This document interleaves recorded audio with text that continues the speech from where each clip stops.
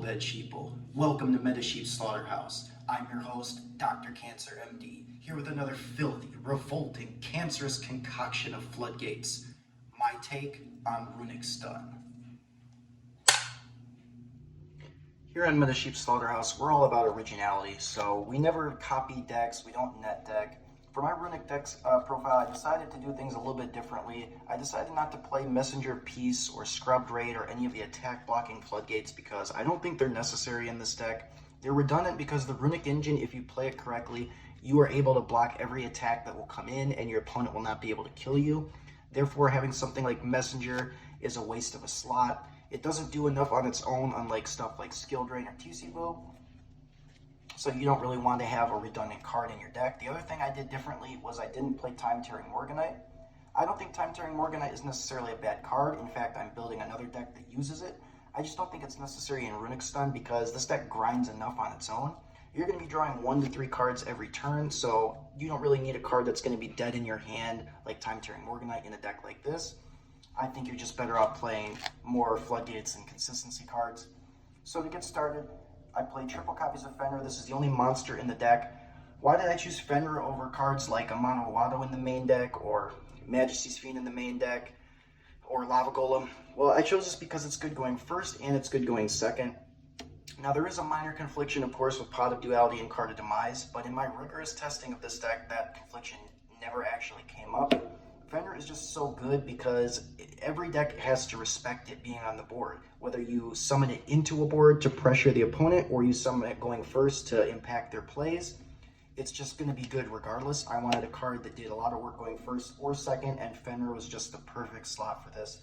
So it's a more unorthodox choice in RUNICK stun. I don't think I've seen any other lists play it, but we do like Fenrir. And then the other thing is it can be used as discard fodder when you get the extra search off of it for your Huggin, so you don't need to take a big neg on that. Then I have some pretty standard stuff. Triple RUNICK Tip, obviously. Triple Freezing Curses. Triple Flashing Fire. Triple RUNICK Destruction. Triple RUNICK Slumber. 1 RUNICK Smiting Storm, and 1 Golden Droplet. I'm not on Dispelling. I think this is a perfectly fine number of names, and Dispelling is just the worst of all of them, so I don't think you really need that one.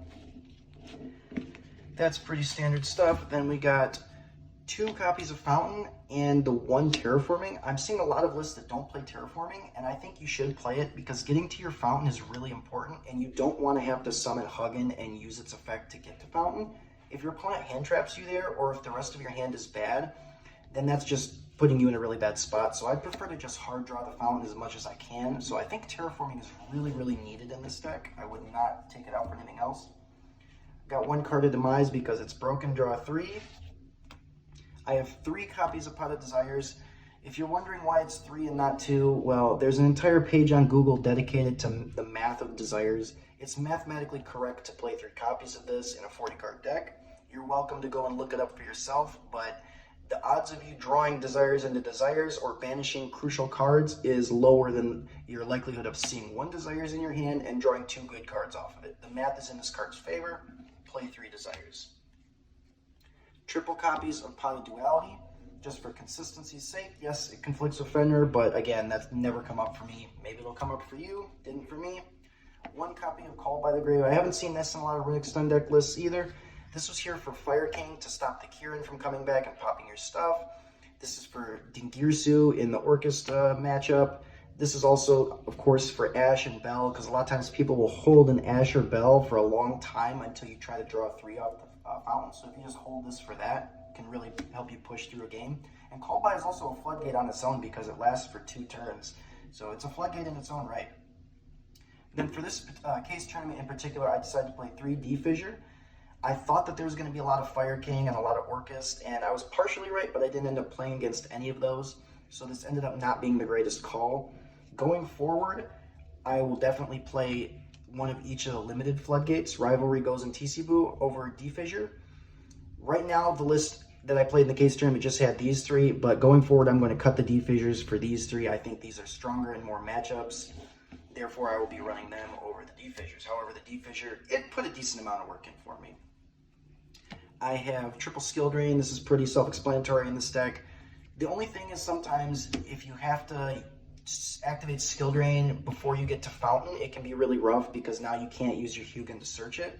So you're forced to top deck into a Fountain that way, which is another reason I run Terraforming. And then the other thing that can suck about this card is if you're going into time, you turn off your 1 time win condition, which is Munin. So you just gotta be careful. Sometimes Skill Drain can cost you a game. I have triple evenly matched in the main deck. I like to main this in decks that struggle to break boards on their own or can't run a lot of hand traps, and this deck definitely cannot run really many hand traps. So evenly in the main deck, if this goes unresolved, it's going to pretty much win you the game. Wanted to talk about Runic Allure.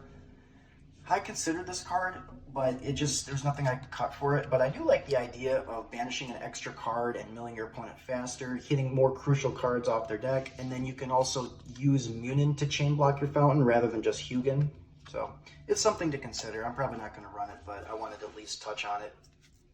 For the extra deck, triple copies of Hugin, best card.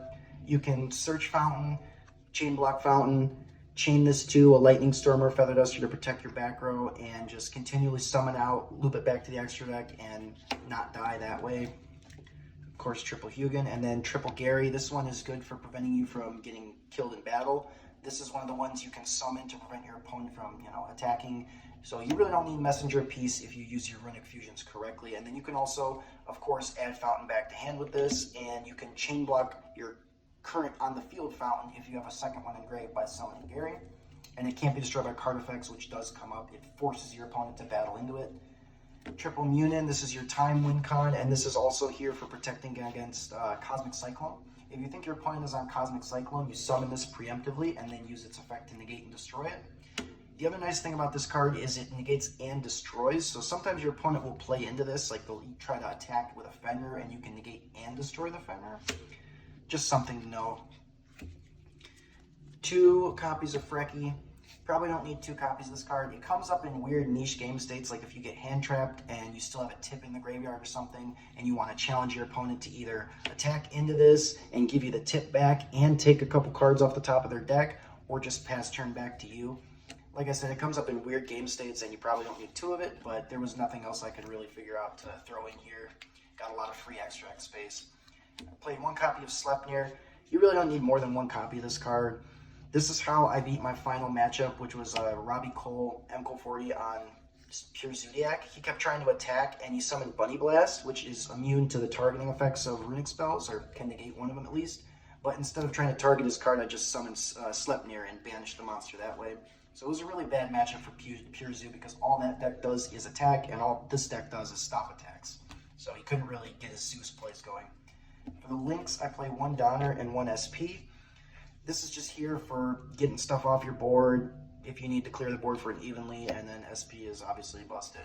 I got lucky and pulled this card. You don't need to play this card. This deck can remain budget if you just cut SP. And Typhon, however, this card I think is pretty mandatory. Overlaying this on top of your Runic monsters can be like your main play for the turn. You can turn off your opponent's Barone, bounce one of their other monsters. This card is so good in this deck. I think it's borderline mandatory in Runic stun. Side deck. I sided the triple Amano rather than maining it because I didn't feel like stopping hand traps was enough going first. I wanted something that could also interrupt my opponent, which is why I chose Fenrir in the main and Amano on the side.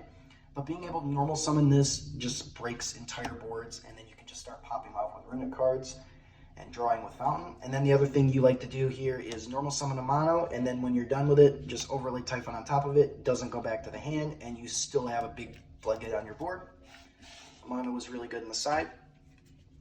I said triple Droll so I just don't lose to Dark World and Manadium, because not being able to play many hand traps sucks, and you need to play at least this one just so you don't lose to ridiculous combo decks. Play triple Bell. This was for Fire Kings and for Labyrinth. You really just kind of need Bell this format, I think. I played triple Cosmic. I mainly played this over Lightning Storm and Duster because I thought Robbie Cole was going to be on Runic Stun as well, and I was worried about the mirror.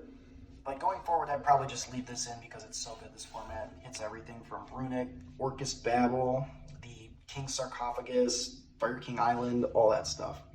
Last card in the deck, 3 Judgment.